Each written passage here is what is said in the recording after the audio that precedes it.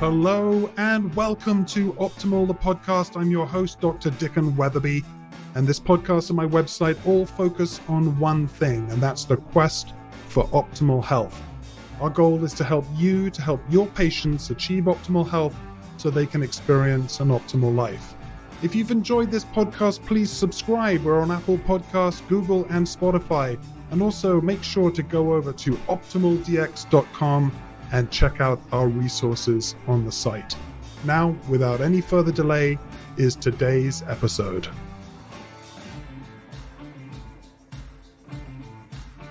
Well, hello there, everybody. Dr. Dickon Weatherby. Welcome back to Optimal, the podcast. We've taken a few months off here for the summer. I'm not sure if I had much of a summer because we've had a lot of smoke here in our valley in around Bend, Oregon. So we've been dealing with smoke, which has become the new normal, I guess. Anyway, I'm joined by Beth Ellen DeLulio as usual. Beth, you down in Florida? Yes, I am. Surviving hurricane season? Hi, so far. We've been lucky on the southwest corner of Florida. We've been very lucky. Excellent. Well, so we're back for another round of Optimal, the podcast, and we're hoping to sort of change things up a little bit, Beth. So we're going to dive in, as we do, into a topic of the month. So the topic of the month this month is menopause. We did andropause very last podcast, so it felt appropriate to flip the switch and do menopause. So Beth Ellen has been spending the last few months diving deep into the research and writing a wonderful white paper that we will be releasing on optimaldx.com, ODX's website, plus also a whole load of blog posts. So that actually brings something to mind to me is summer has been very busy. We're doing an overhaul of the Optimal DX website. In fact, by the time you're listening to this, the new website will be up and running. So do go over there. There's a lot more information. We now have 2 blogs at ODX. We have Optimal the blog, which is sort of more of our general interest blog. Beth does great articles and posts things up. In fact, we're going to be going over one of the blog posts up there with a little hint of what we're going to cover called the Mediterranean Food Pyramid. So we're going to cover that a little bit and just go over that, but that is up on Optimal the blog. And then we've also got the ODX research blog, which is an opportunity for us to do a deeper dive into topics, conditions, biomarkers, and really present some of the deep research. We've got a brand new resource center. So go over to the resource center. We've got white papers that we've written, monographs on biomarkers. We've got guides, we've got handouts, we've got videos, we've got upcoming webinars. So a ton of great stuff coming up at optimaldx.com. Beth, let's dive into, before we get into some of the other stuff, we're going to answer some AMA questions. We're going to go through that Mediterranean food pyramid. Now, a little bit of a chat towards the end about some of our favorite things that we're doing on a daily basis, daily routines, favorite supplements, that sort of thing, sort of a more of a personal interest side to the blog, to the podcast. Before we do that, let's dive into the work that you have done on menopause. So the topic of the white paper, scrolling to the top here, is going to be called Menopause, Biomarkers and Physiological Changes. So really looking at menopause through the lens of biomarker changes, physiological changes that happen. But tell us a little bit about what are some of the things that you picked up while you were doing this research work and writing the paper? So many things. So many things. Time for everything. We don't have time for everything, but it's all in the white paper. Well, the funniest thing, as I started to write this and reread it, these disruptive symptoms, that's what most women will think of menopause disruptive symptoms, really are so front and center. But really, they're disruptive for their partners as well. So everybody should listen up for this, because when the woman is going through this change and the hormonal fluctuations cause all these symptoms, the loved ones around them are definitely affected as well, because there can be mood changes. But one of the major symptoms is vasomotor changes, and those are hot flashes, night sweats. Then women can get headaches related to the change or the menopausal period, poor sleep, depression, weight gain. These things can be anticipated.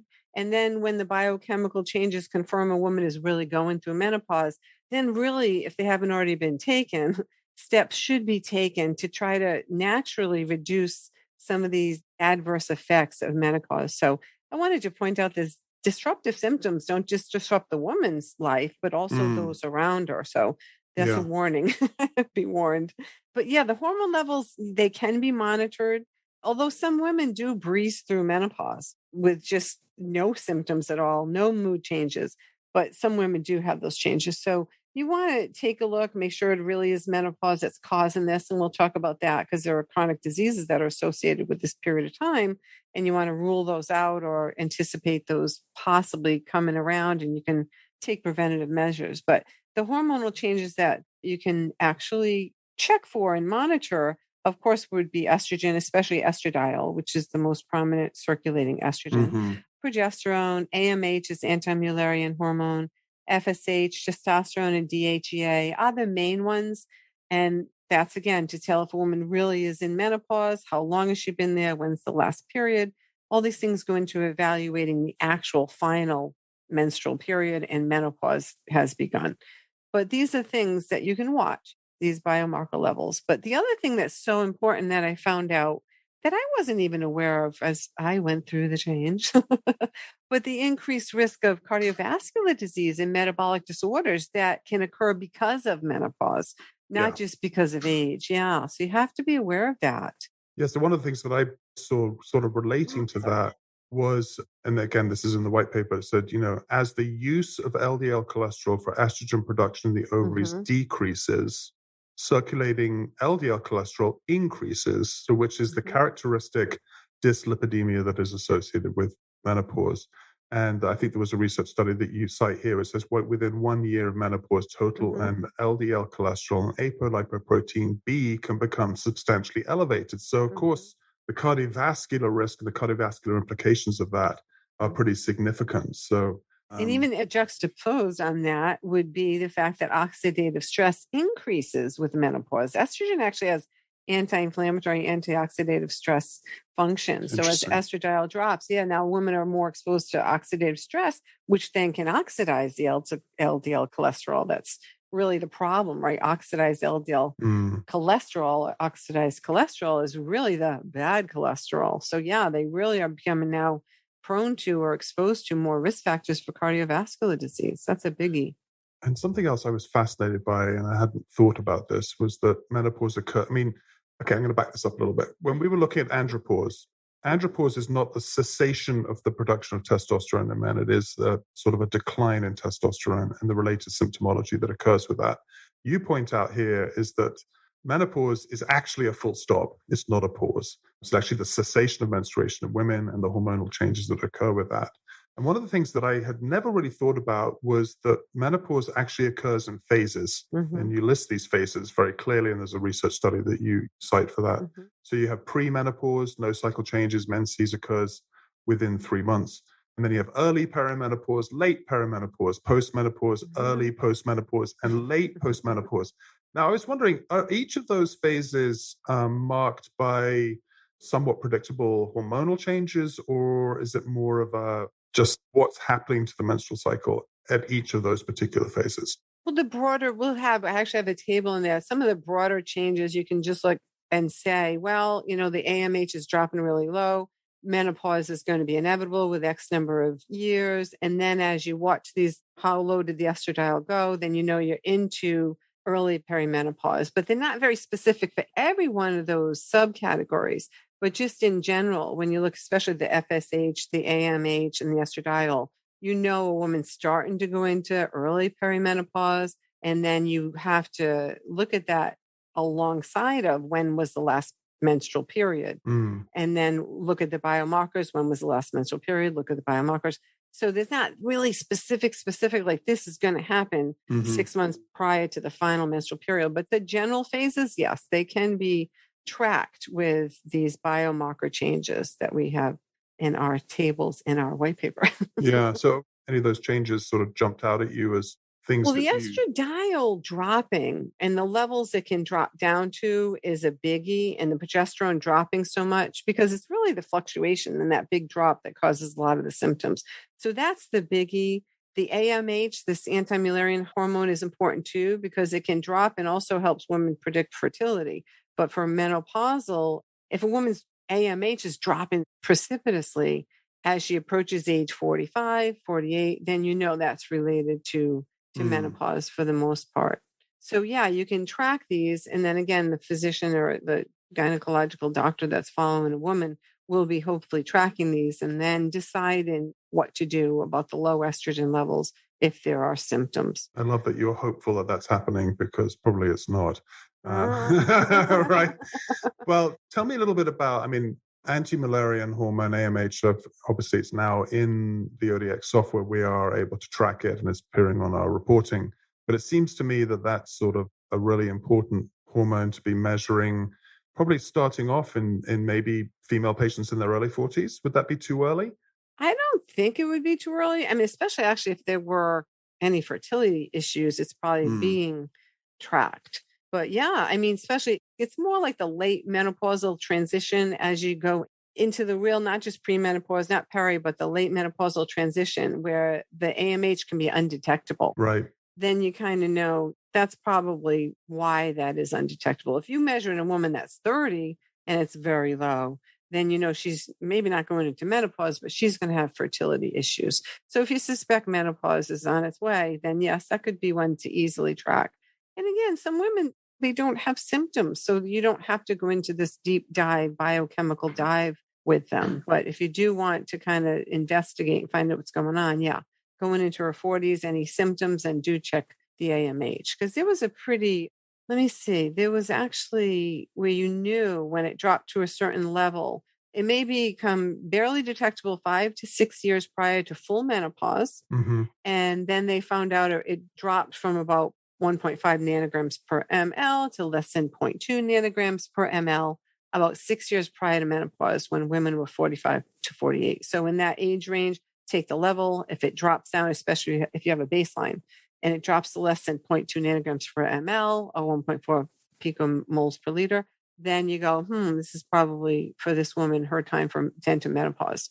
And then for earlier women, 35 to 39, it's about 10 years. So it almost comes out about the same. So I don't know, unless somebody had fertility issues or symptoms, I would check in a woman prior to 40. Got But that, if you yeah. do, you actually see these pretty good guideposts as to when this drops to from one baseline down to the 0.2 nanograms per ml, then she's probably approaching menopause. So once that's sort of been ascertained, you now have the cardiovascular risk that Mm, accompanies that. good So point. tell us a little bit about what you found in the research around those fluctuations in those sex hormones, cardiovascular risk. Are there any sort of really important biomarker patterns to pay attention to? Yeah, for Yeah. sure. Because that's the biggie, because they do find that estrogen, it's funny, estrogen is a funny thing in the estradiol because too much is bad. And especially if you break Hmm. it down or detoxify it incorrectly down the wrong pathway, it's very bad. But it's really protective. So high levels of estradiol before menopause are correlated with reduced risk of heart disease. And both estradiol and DHEA would have an inverse association with risk of heart disease. So when Wow. the estradiol and the DHEA were high, there was a less risk of heart failure. And when they were low, then you had an increased risk. So definitely you can look at the estradiol and the DHEA. But there was also another study that was multi-ethnic study of atherosclerosis, and they looked at specific biomarker patterns. And women who had cardiovascular disease had lower level of estradiol. They had the lower level of DHEA. They also had a higher level of bioavailable testosterone. And for some women, that can cause a lot of issues and symptoms if the testosterone is too high. The total testosterone to estrogen or estradiol ratio is an issue. Hmm. And that goes up when a woman going through menopause has a cardiovascular disease, or that could be a sign of increased risk of cardiovascular disease. With cardiovascular disease, of course, they had a higher CRP. They had a bit of a higher D dimer. They had a higher fibrinogen. They Mm. had a higher IL-6, which can be pro or anti-inflammatory, but we're assuming with a pro-inflammatory pattern that's the IL-6 is the pro-inflammatory marker. And then HDL was lower Right. after when you had cardiovascular disease or that was at risk for cardiovascular disease, the HDL was even lower. And then they went into things, with cardiovascular disease, they weren't exercising as much. They had a lower EGFR, so their renal function was a little compromised. They had a higher waist to hip ratio. They had a higher BMI. They had higher blood pressure. So all these things that we know, maybe they had risk factors prior to menopause too, but we know that pattern, right? That pattern is going to be an increased risk for cardiovascular disease pattern. And that's the person you especially want to make sure If they are overweight and they're obese, you have to address that with a healthy diet, with healthy weight loss, with an increase in exercise, because they're going to be much more at risk, even for sudden cardiac death down the road. And we could say in there, throw in the omega-3 index. Yeah. Take a look at that. It wasn't in a lot of studies, but it really should, because it's such a good biomarker, especially for sudden cardiac death. So that would be another one you'd want to check. And my guess is going to be probably low, because sometimes I have to say this, if someone is overweight or obese with a lot of pro-inflammatory adipose tissue, a lot of times that's not just being overweight, right? You didn't just gain weight by eating a lot of avocados and almonds, right? It's a lot of junk food. It's the absence of omega-3. It's the absence of fresh fruits and veggies and all of that. So the obesity in that case is really so pro-inflammatory. You're going to be at risk for cardiovascular disease anyway. But then you drop your estrogen too low, then you really almost double the risk. So definitely if obesity is present, it's a pro-inflammatory obesity, because there is some healthy obesity. I know it sounds strange, but metabolically healthy obesity is a thing. But usually it's unhealthy, and that needs to be addressed, because that's way too much risk of cardiovascular disease. Cool. And then, of course, there's two other conditions that are associated with this. One is bone issues. So osteoporosis, related fractures, significant concern in the postmenopausal period. I thought it was interesting that you point out here is that they outweigh the incidence of myocardial infarction, stroke, and breast cancer in this group combined. So obviously paying attention to bone mineral density, you assess that using bone density scans. So definitely paying attention to bone markers. And in the white paper, we put some serum bone markers that you can observe. And then the other one is oxidative stress, recognized risk factor for chronic disease, including atherosclerosis, cardiovascular disease, vasomotor disorders, neurological disease. So menopause has been associated with an increase in oxidative stress. And we talked about it earlier on when we noticed that LDL cholesterol levels start to go up, apolipoprotein B starts to go up. And of course, in the presence of a pro-oxidative environment, now we have the problem of oxidized LDL. So, and we'll talk a little bit in a few moments about the treatment modalities that we can use. And I'm sure that a lot of treatment modalities will be addressing the increasing oxidative stress that's associated with that. So let's talk a little bit of, sorry, you got a point to make? Well, I was going to add in, because, I always add things. I have to add one more thing. But checking the GGT, because we know an elevated GGT, even above 17, could mean excess glutathione turnover and metabolism, which means you have oxidative stress. So that's another thing that we could add to that oxidative stress pattern to take a look at. And a quick plug for the ODX blog. Go over there. There's an article that Beth wrote about GGT. So why we've actually changed our optimal reference range and some of the research behind GGT's association with glutathione, and obviously is a marker for oxidative stress. Before we move off of menopause, let's talk a little bit about natural approaches. This actually might nicely segue into a little discussion on the Mediterranean diet food pyramid, which we want to talk about. Obviously, we have to be careful that menopause isn't something that you want to treat necessarily. So I think looking at it through the lens of supporting the body as it's going through this process, decreasing the discomfort through natural means, obviously being a very important first step. Equally important, addressing a menopausal woman's increased risk of these conditions that we were just talking about, cardiovascular disease, oxidative stress, and bone. What were your take-home points for just some ways that we as practitioners can be working with menopausal women to help mitigate some of the symptoms that they're going through, the discomfort they're going through, whilst also supporting the body in its ability to maybe offset some of the risk for cardiovascular disease, oxidative stress, bone, and issues like that? I think it's so important to always, always, always remember, we just talked about this, is to go back to basics. What is this woman's baseline? What is her lifestyle like, really? Like alcohol intake only in moderation, and that might be contraindicated if you have a high risk of breast cancer. Regular exercise and activity, a healthy diet, mental stimulation, smoking cessation. That was another thing. Smoking can actually drop anti-Mullerian hormone levels and can hasten menopause by 3 years. So it'll rush it along. So smoking cessation is so important. And social engagement, right? The basics, like what do we need as humans? Not just food and shelter, but we need social engagement and healthy relationships too, right? Because sometimes social engagement can be unhealthy. So those are the basics. But then if you really, someone is symptomatic and they're doing all these things right, they can go further with natural means. And some of these include like a mind-body approach, like biofeedback. Cognitive behavioral therapy had some good research. Essential oils. I love essential oils, and lavender especially had some good effects. And that's, again, the essential oil is the basic compound found in a plant that exerts these particular effects. And we forget that that's what medicine, a lot of medicines are made from those really important compounds within a plant. Well, essential oils are important compounds within the plant. And I use them and I love them. Lavender was good. Hypnosis, meditation, mindfulness, stress reduction, relaxation, and yoga would be like a mind-body approach. Dietary supplements, herbs, and just a good basic multivitamin mineral supplement, especially if somebody has any absorption issues. That's a must to have a really good balanced multivitamin mineral supplement. And then you can go even further with a whole system approach like acupuncture, homeopathy, reflexology. Traditional Chinese medicine has some good research behind it. A lot, I have to say, like some of these things, like you said, the shiny new object that people want to fund a lot of research for. They're not going to make money if they come out with something from the research. You can't make money on a lot of natural things. You can't patent them. So people aren't putting the time and effort, unfortunately, into the type of evidence-based research everybody wants to see.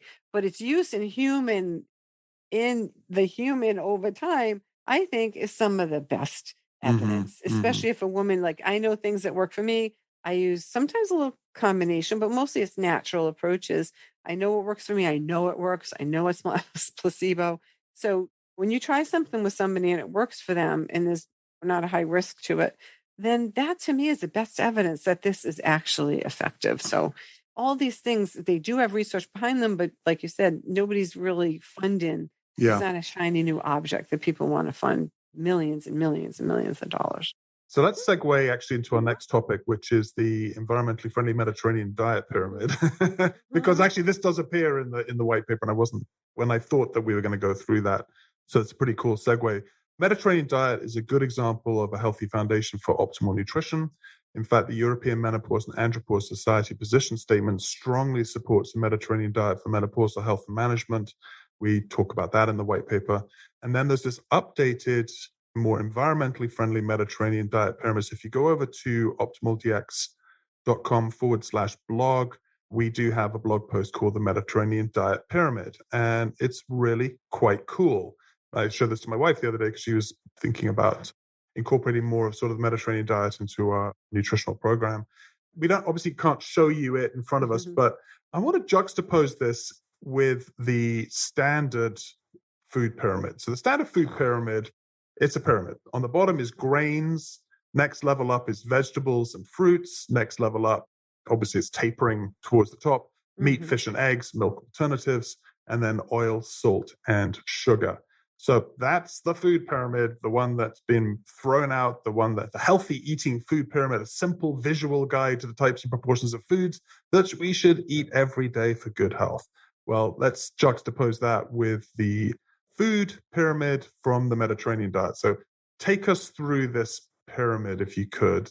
And I love the fact, sorry to interrupt you, I'm looking at the picture right here, that below this pyramid are regular physical activity, adequate rest, conviviality, getting together, eating as a family, having meals together, wine and other alcoholic fermented beverages. But anyway, it's sort of interesting to me that the judicious use of wine and fermented beverages in moderation and respecting social beliefs. Anyway, I love that. For medicinal purposes. Yes, medicinal purposes only. So that's kind of on the bottom, the sort of the foundation of this pyramid. So walk us through the pyramid from the Mediterranean perspective. Well, again, I like the visual of a pyramid because the base is the base, right? It's the foundation. Yeah. And hopefully people flock to the website to see this because it is very cool. But the base is actually water, right? We really need more water than anything. So water, and of course, it goes on the right side of the pyramid. Make sure that's clean water. Let's do I like that. Sure. Yeah, water is clean water. But then the next level up is just visibly plant-based foods. It's so clear that fruits and vegetables, and even they have olive oil there, and whole grains if you tolerate them. And especially locally, they mentioned locally grown grains and locally grown fruits and vegetables, because then you don't have to truck things across the country and use up all that fossil fuel. But around the corner on the right side of that is let's grow that sustainably. Companion planting, reduce exposure to pesticides. It all matters. And that's going back to basics. 200 years ago, we never farmed the way that we do now. Right. So going back to basics, from 200 years ago, that would actually help you get to the sustainable Mediterranean food guide.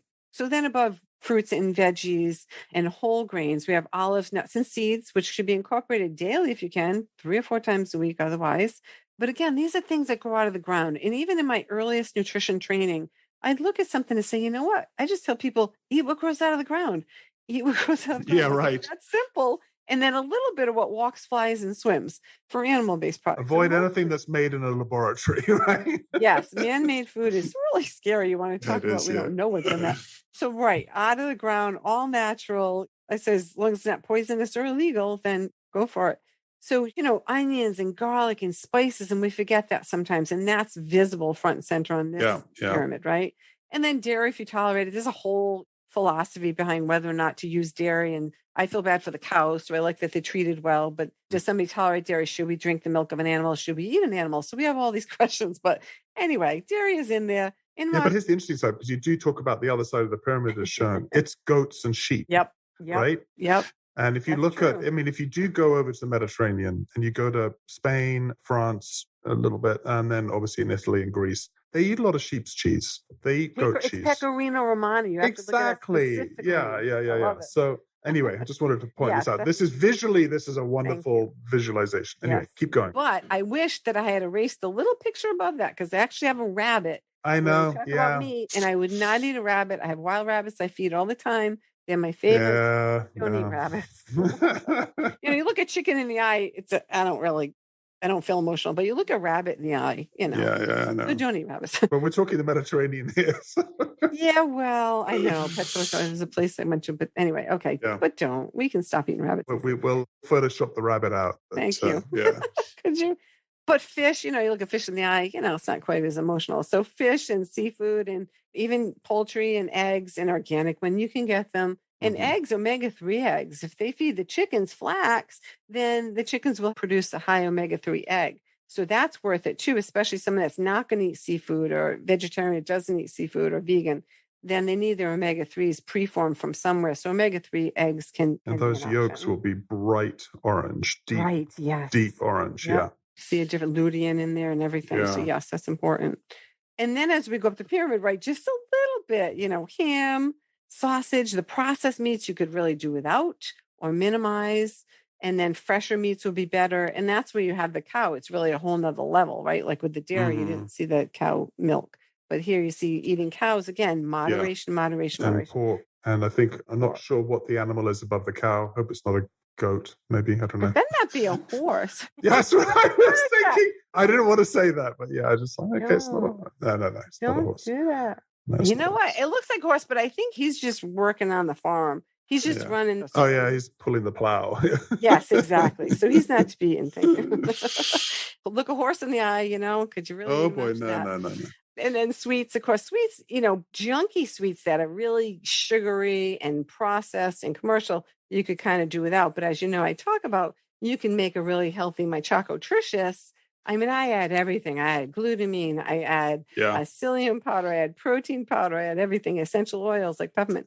So you can make a healthy sweet, but it's still a treat, and it's still at the tippy top of the pyramid. And just you can throw nuts in there. Shameless plug for Beth Chocotricious. She was very kind to allow us to put that up on the blog. So go to optimaldx.com and go to our blog, her Chocotricious recipe there. So thanks for doing that. One of many. And we'll be adding more, hopefully. So anyway, I just wanted to kind of bring this up because I think it's a great visual aid. So feel free to go to the blog. And this is an open source article. It's from the International Journal of Environmental Research and Public Health, published in November of 2020. So thanks so much for digging that up and getting that up on the blog too. So very, very cool. Little treasure. Yeah. Let's change our gear. So a little background for those of people that have an active ODX subscription, we have a feature on the software called AMA, Ask Me Anything. Should be ABA, Ask Beth Anything. So people post questions for us, and Beth very kindly dives into the stacks. So we pulled a couple of questions that we've had over the summer that I mean, I think it's kind of interesting. So the first question, and again, if you're interested in reading the answers to these, we have what's called a knowledge base at Optimal DX. So if you go to KB, the letter K and the letter B .optimaldx.com, that will take you over to our knowledge base. It's also linked from the website. So the question was, I just had a patient come back with a cholesterol of 135 milligrams per deciliter, very low. He thought it was great. I'm not so sure. Any thoughts on why his cholesterol will be so low? The first thing that you pointed out, we're assuming that the level is total cholesterol. So yes, it was. So then our first question would be, is the person on statin drugs? So I think the first thing you should ask a patient that comes back, or you should probably know whether or not they're on statins. Ideally, from our Optimal DX perspective, and we've got a white paper on total cholesterol on the website, we will be adjusting our optimal ranges based upon some of the research that's in that white paper. But ideally, total cholesterol should not be below 160 milligrams per deciliter. So low levels of cholesterol associated with malnutrition, neurodegenerative disease, cognitive and mood dysfunction, and even mortality. So could you talk us through, there's a couple of research pieces that you pick up on that I think it would be interesting to talk about. So why don't you just dive through those? Go. And I want to point out again, we talked about it first in the menopause piece, but remember that steroid hormones are made from cholesterol, right? Absolutely, Body, of course, absolutely. Yeah. Cholesterol is so important. And that brings us to the monograph, right? I had to expand this into like 10-page monograph. But the information is there. And I found out, especially the low cholesterol, especially with schizophrenia, with suicide risk, all these things, is very important not to go too low on cholesterol. Right. It's the most abundant lipid in the brain. So you need it, if you're myelin sheath, and it's so important. And people don't realize that. They think that they demonize it, but we know it's oxidized cholesterol. It's really the problem with too much of LDL. We'll talk about that in another paper. So yes, so it is produced in the body. It's required for the synthesis of your cell membranes. Every cell membrane contains cholesterol. And where it's found, is it in the mitochondrial cell membrane, or is it the cell membrane? Because that will determine how much cholesterol is needed for that cell membrane, how permeable it is. Of course, we need it to produce vitamin D. It's the basis of the compound in the skin that gets converted by UV light and becomes eventually vitamin D. So cholesterol is the base of vitamin D. Bile acids, steroid hormones, absolutely. Talked about pregnenolone, progesterone, all those, they all come from cholesterol to start with. And that's so, and cortisol and aldosterone. So all of these things in the body is smart. There's wisdom there. It produces a lot of cholesterol for a reason. And then whether or not it becomes a cardiovascular risk, a lot of times depends on its oxidation, among other things. But of course, so the brain, requires a significant amount of cholesterol because cholesterol becomes neuroprotective.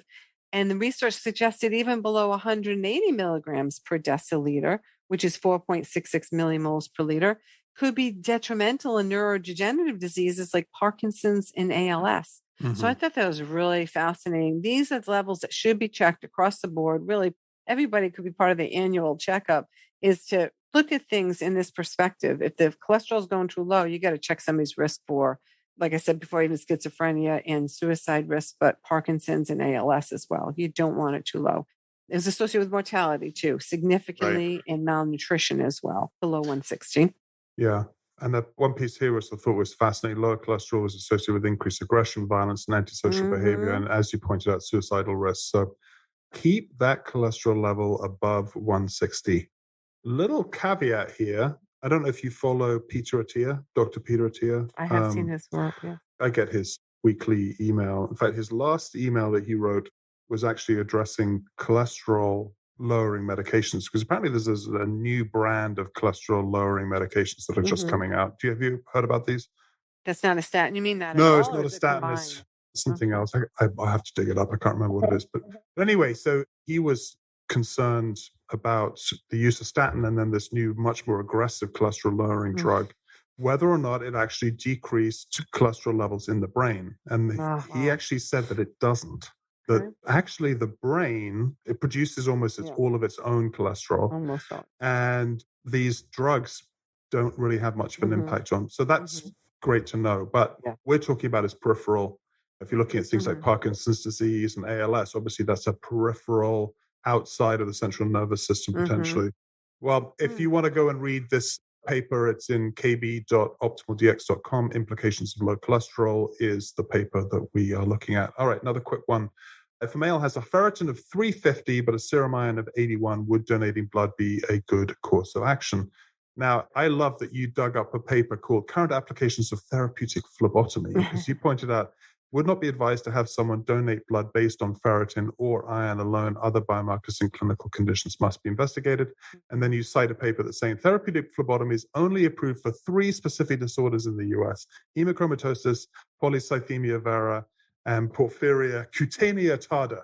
But I want to mention too that sometimes it is recommended by a physician for someone who's on testosterone therapy. Because their H&H goes to the roof, their RBC goes to the roof. So they might be told to go and donate, but that's under, again, because. And I will tell you this, Beth, and I may have shared this with you. When I get my blood drawn, and usually I'm doing huge panels. So I remember I had my blood drawn by one guy who's a phlebotomist. He said, I haven't drawn this much blood since I was in the army.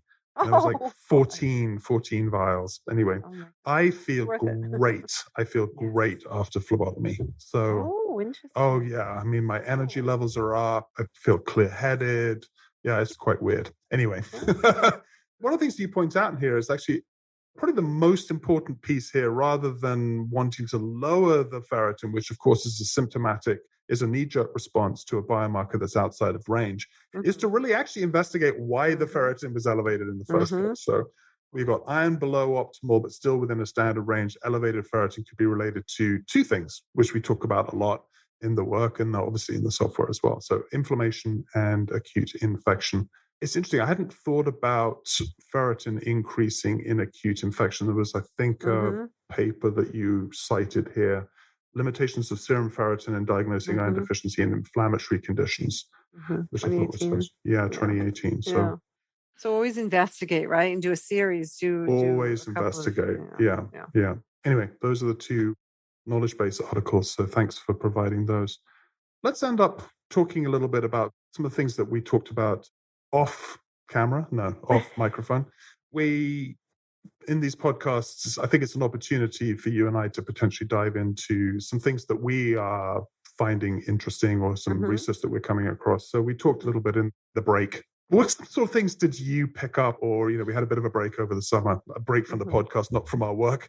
Talk about some of the things that you're potentially working with, or some things that you're doing with your clients that may be new, or just share some of your experience as a practitioner of what's kind of up front and central for you right now, if you could. Oh, I had one really interesting person. I can't say who or too many details, but she, I already said she had a very low vitamin D. That's now 200 million people in the US. So we can 50. But someone had a very low vitamin D of like 18. And I might have mentioned this before, and I do apologize. No. It did come up again. So a very low level of vitamin D, and supplemented pretty still conservatively with about 4,000 IUs to 6,000 IUs, get some sun. And 3 months later, it was up at 98. Wow. And I'm like, oh, what did I do? Let me go check. Did she take, because sometimes the dropper, when you get the vitamin D liquid, one drop could be like 1,000 IUs possibly. So I think, did she take 10 drops at one time, or a whole dropper, or what have you? So anyhow, nope, didn't take any more vitamin D that I'd recommended, got some sun, but lost a lot of weight. And that's when I dug in and found out that the natural course of things is that we're out and about in the summer, we get exposed to sun, and we need some sun, and you make your vitamin D and you store it in the fat, adipose tissue. Yeah. And then over the winter, when there's no sun, people tend to lose weight when we didn't have as much food around in the winter, and it would release vitamin D into the circulation. And so when we do have plenty of food around, that's usually not happening.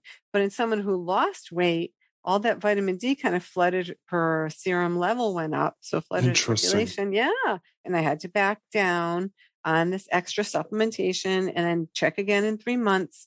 So everybody, I know someone else too that even wasn't taking much supplementation, but had a vitamin D of 123. And that's the nanograms per ml, of course, on both those cases.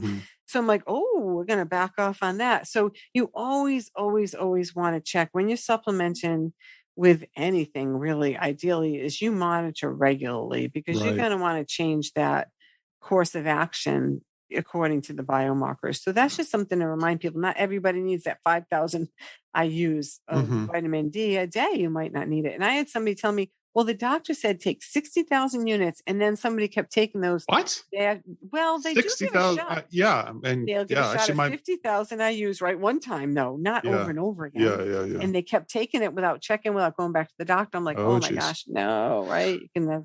But we've covered a lot of vitamin D, obviously, with COVID, and there's a lot of great stuff on the blog, in the research blog, and also in the ODX blog, Optimal the blog, about vitamin D. I think one of the pieces that I picked up was there's very little research about high levels of vitamin D in and of itself being detrimental to health. And I guess probably what the problem with it is its effects on calcium levels. So obviously, if someone's been dosing with 50,000 IUs of vitamin D, check their calcium and phosphorus levels to make sure that they're not in a hypo or a hypercalcemic situation, because that can be problematic, and they're going to start deposit the calcium all over the body, right? Absolutely. Yeah. Bad. So always check. Just don't wing it. People tend to wing it, Any dietary stuff that you've come across, or things that you're doing differently? Well, I mean, I complained 2 meetings ago, like SIBO. I think we could do maybe a whole podcast we could. on SIBO. It's a tough thing to kick. It's really tough. I've had it, and I've had 3 bad bouts with it. I know, and I don't want to whine it. You figure out how to manage it, and you know when it's coming on, and you figure out how to manage it. I don't love antibiotics, but let me tell you something. Like, you feel good after phlebotomy. If you got SIBO and you take a course of antibiotics, you feel amazing. Wow. So I have a way of just either taking a lower dose for less time, and then it can transition to herbs. But something that has to be talked about more, because I think it's being missed by. Well, let's do it. Let's do it. When now? No, I mean, some point.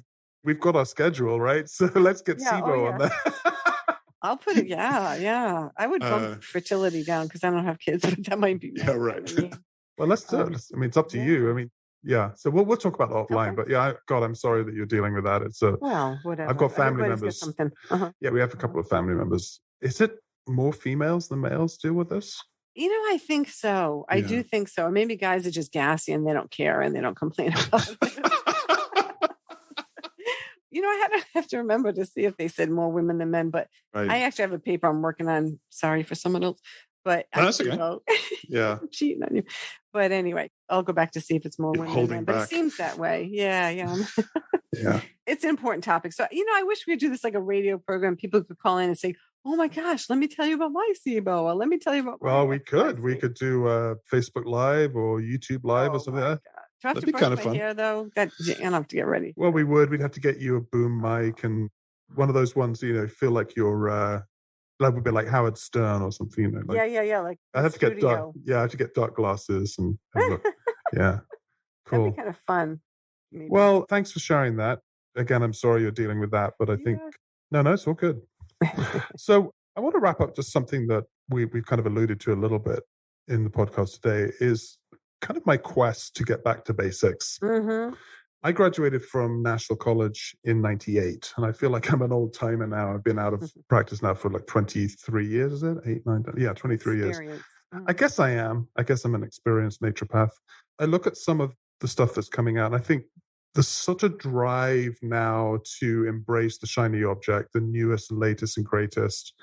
And I don't want to point fingers here, but, even in the advanced lab or esoteric lab testing, there's companies that are coming out with these massive panels of things, and just more the better. And it's just like more. It's such an American, I hate to say it, it's a slightly American way of looking at things. So I've actually spent a little bit of the summer kind of going back to basics, and it was sort of triggered recently by the Vermont Association of Naturopathic Physicians put out a lecture series, and one of my old teachers, Dr. Jared Zeff, Zeff. So Jared Zeff graduated from National College, I think, in Portland in 1978. So he really is one of the granddads of modern naturopathy. And he taught our philosophy of naturopathic medicine in 1994. And I remember his lectures to this day, very powerful. And I took a little bit of a dive back to looking at some of his principles of naturopathic medicine. So there are 6 principles that we were taught of naturopathic philosophy. He talked about sort of the reasons why we look at philosophy as a way. So it's not about principles. It's these principles of how we operate and we view our patients. So these 6 principles were first encoded by the American Association of Naturopathic Physicians in September of 1989, which is 5 years before I started school. So they were relatively new.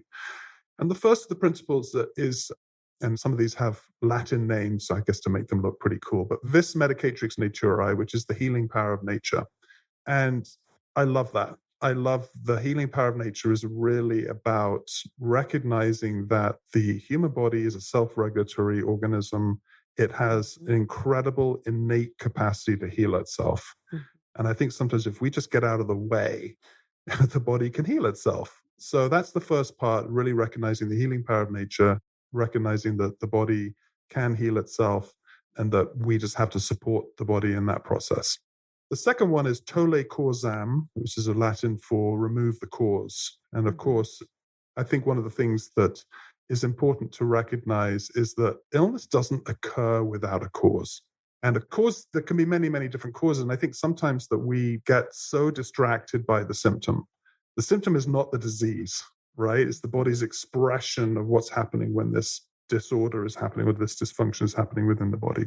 So really, what can we do to kind of get back and treat the cause? I think that's so, so important. And it's forgotten sometimes. I know, absolutely. Because allopathic medicine, if you look at just the medication titles of what they're doing, they're all about shutting down. It's all anti this, right? Anti-inflammatories, antibiotics, anti-whatever. Antibiotics. Yeah. So a lot of it is about shutting down the body's natural processes. So third one was primum non nocere, which means first do no harm. And I love that too. It's like when you're looking at working with a patient, first of all, do the least harmful thing possible to that patient. And I think I remember one time working with a naturopath early in my career, and this patient came in with a really chronic kidney infection. It wasn't just a urinary tract infection, it was all the way up into her kidneys. She was in excruciating pain. And I remember having a really strong, long conversation with the physician that I was sort of working under at the time. I was very against antibiotics at that point in my career. I was sort of more of a zealous kind of like, yeah, we can do this with natural herbs. And he said, if you remember the tenet, first do no harm, the more harmful thing for this patient right now would be to not do an antibiotic. So if you look at the spectrum of harm, yes, putting an antibiotic into the body is not good. So I always take that approach. In the face of COVID and in the face of all of humanity dealing with this pandemic, is it more harmful to not get vaccinated than it is to get vaccinated? Anyway, that's a personal choice. So I thought that was pretty cool. The third one is the doctor as teacher. And I think you and I do a really good job with that. We're always constantly teaching and educate. That's why I created Optimal DX, and the software was to help physicians and practitioners have a more nuanced conversation with their patients about their lab tests through interpretive reporting mechanism so that you can actually educate. And once the patient is educated and you're treating them as a rational human being as opposed to just someone that you're going to shove an amber bottle of pills at, and you're engaging them in the process, the more they're going to become part of the healing process. So we are teachers. The fifth one was partnership, right? Fifth one was treat the whole person. I think that's so important, recognizing that even though a patient might be presenting with a headache, which obviously is located up in the head, but there's also recognizing that the body is an interconnected systems on biochemical, metabolic, even anatomical perspectives. And then the sixth one was prevention. And I think that's a huge part of the work we do. We have the tools. That's what's frustrating. It's not like this is something new that we just learned. We have the tools already. We have the tools. So anyway, I was just diving back into some of the old naturopathic philosophy and sort of the guiding principles. So those 6 principles are the healing power of nature, remove the cause, first do no harm, the doctor as teacher, treat the whole person, and prevention. I love it. Yeah, really cool stuff. Beth, thank you very much for sharing yourself today and your research and the wonderful work you do. Beth Ellen is a practitioner in, you call yourself a nutritionist, would you say? How would you describe yourself? Well, I actually hate the term dietitian, but I'm officially a registered dietitian nutritionist. They finally tagged that onto the end of it.